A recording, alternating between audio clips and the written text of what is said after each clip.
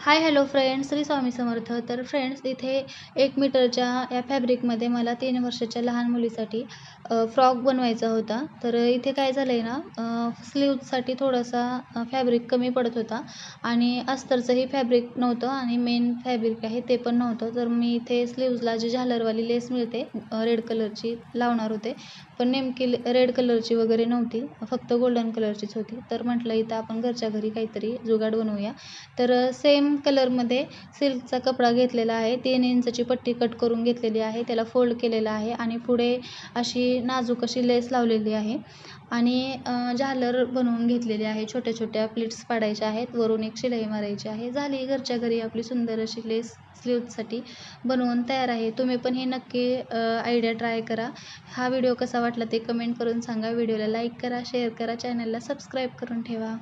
भेटूया अशाच सुंदर नवनवीन व्हिडिओसोबत. थँक्यू. Bye bye.